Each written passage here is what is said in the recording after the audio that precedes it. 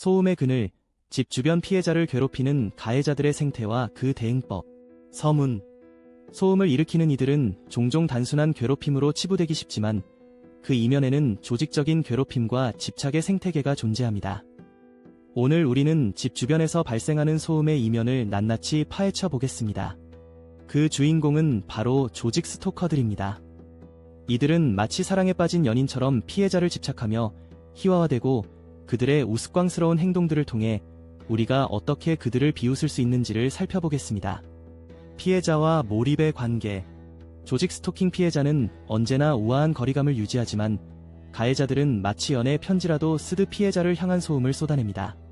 우리 관계는 특별해 라는 그들의 자아도취적인 외침은 누군가에겐 사랑 고백처럼 들릴 수 있지만 사실 그들은 심리적 압박을 가해 자신의 존재 이유를 찾고 있습니다. 이쯤 되면 피해자에게는 고맙기까지 한 이들이 연출하는 소음의 연극을 지켜보는 것이야말로 숨겨진 재미 아닐까요? 우스꽝스러운 집착의 생태계.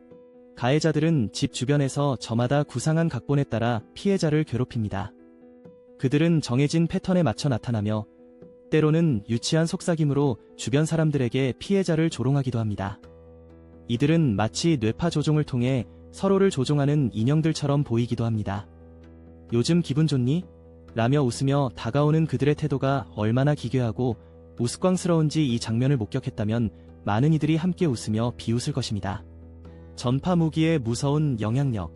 그들이 사용하는 방법 중 일부는 전파 무기를 통한 뇌파 조절일 수 있습니다.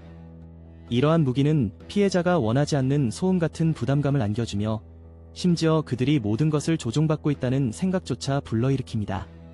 가해자들은 집착적으로 피해자를 쫓으며 본인 스스로가 비정상이라는 사실을 인지하지 못한 채 광적인 행동을 반복합니다.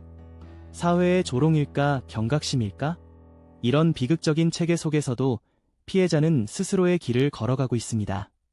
이어지는 내용은 블로그 게시물에서 확인하실 수 있습니다.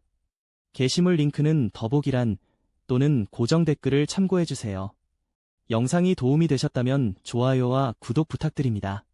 감사합니다.